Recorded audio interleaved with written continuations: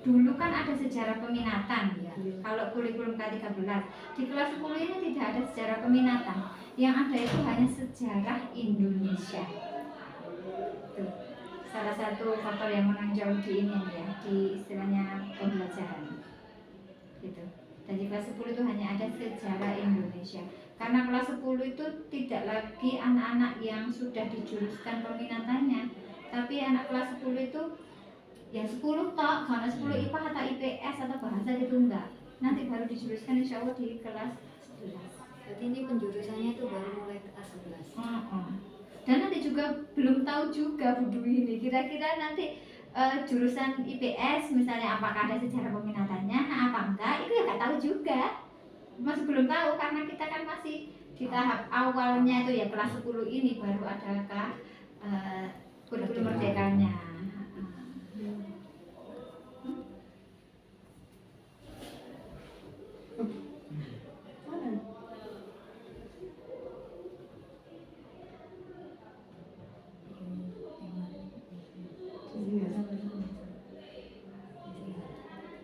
Pausen.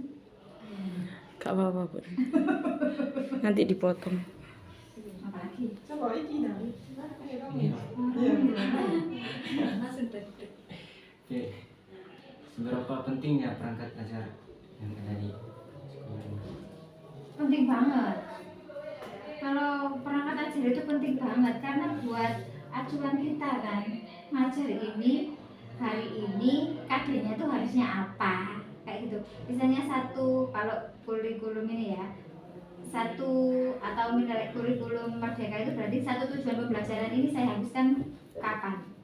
Itu penting banget. Kalau nggak gitu kita bakalan keteteran. Guru wayai entek, ternyata materi ini wis entek. Terus marung ngono, wis wayai entek, materinya kok si ono. Nah, itu kan juga susah. Nah, tapi kalau di K13 juga gitu, alur pembelajarannya itu harus sudah ada semuanya juga itu tadi. Kalau perangkat itu harus ada, karena itu adalah titik awal kita. Kayak kalau seumpama kita itu bikin rumah itu harus ada rencananya, harus ada denahnya, harus ada desainnya. Ya itulah RPP atau sekarang yang disebut dengan modul pembelajaran.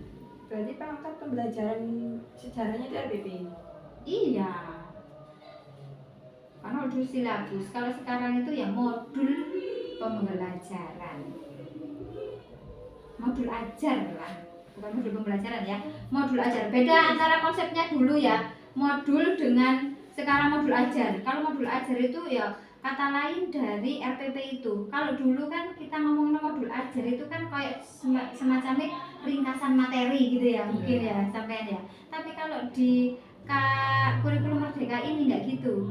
Modul ajar itu bukan rangkuman materi yang kita buat, tapi itu adalah RPP, kata lain dari RPP.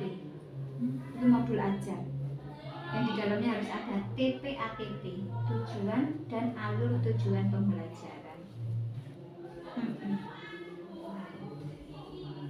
Yang kamu kan nggak bebas. Kamu ini bikinnya kurikulum merdeka juga.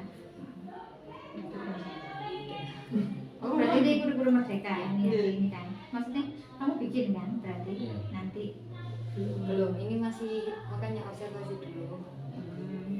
Ya, itu bedanya. TPATP. Tinggal kita Tujuan pembelajarannya sudah ada sih di iniannya, istilahnya pemerintah itu sudah ada. Hanya saja kita tinggal dulu. Nanti pengelolaannya, alur tujuan pembelajarannya itu kita yang bikin sendiri. Kalau sekarang gitu, Berarti kelas 10 nya nggak ada IPS, Bu? nggak ada, Pendaftaran? nggak ada, Kan dulu kan pendaftarannya kan kayak IPA. nggak ada. Ini kayak balik lagi ke zaman sebelum kamu kan. Oh, Sebelum kamu kan juga gitu. Peminat kayak zamannya Bu Dwi gitu juga. Peminatannya nanti ada di kelas 11 dan 12, berlanjut di 12. Kelas 10-nya masih umum gitu loh. Sekarang juga gitu. jadi zaman kuliah itu K13. Iya. Wah, wah. Udah 13. Lumayan itu. Kalau kamu bikinnya kurikulum merdeka malah lebih mungkin enak kalau sekarang gawe alur tujuan pembelajarannya itu terserah. Jadi tiap mapel beda. Tiap mapelnya beda, tiap guru juga beda. Pelajarannya beda. Kan dia kolab.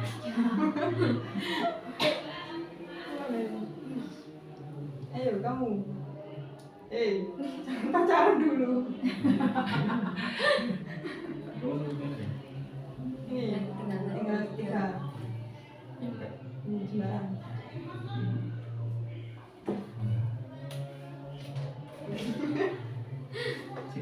Kakak. Kamu bolong lekat.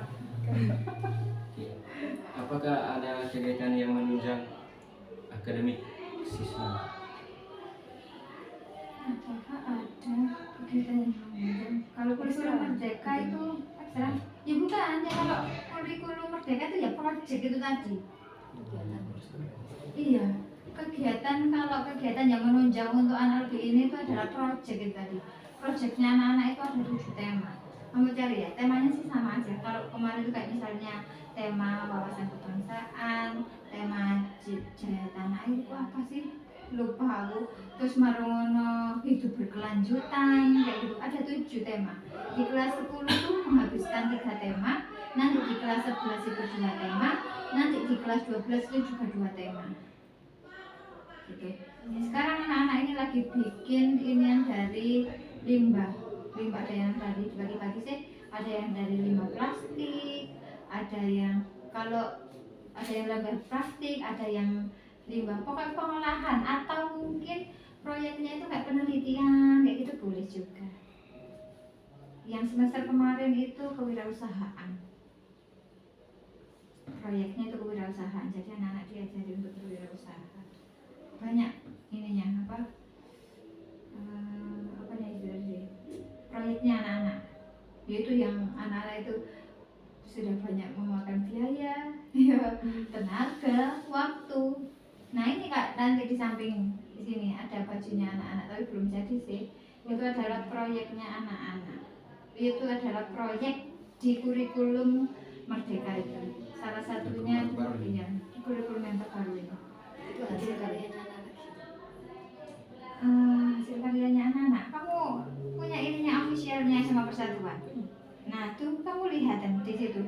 Kemarin pameran itu anak kelas Adanya yang ujian praktek. wah tak turunnya. Oh, salah. Sebelum ini Baca adalah dulu. tak beritahu ya. SMA Persatuan official. Tak ini kan.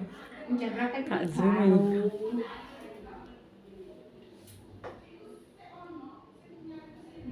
Iya, hasil ini loh. Oh, bukan, maaf. Ada yang salah. Salah ucap. Salah Apa yang ucapannya apa? Oh, betul. Saya kewirausahaan ya. Proyek kewirausahaan. Kamu kepoin aja. Ininya SMA Persatuan. Jangan lupa follow ya. Jangan lupa follow ya. Subscribe. Jangan lupa follow ya. Oreo. Sudah ya. Itu kayak semacam pameran gitu. Pameran kewirausahaan kayak yang kemarin. Prakarya dulu. Prakarya. Bukan, gak kayak gitu. Itu proyek itu adalah salah satu ininya itu tadi. Ya diambil dari setengah dari jam pelajarannya PPKN yang tak omongin itu tadi. Oh, iya. Kayak gitu itu. Bahasa Inggris 0,5 kayak gitu deh.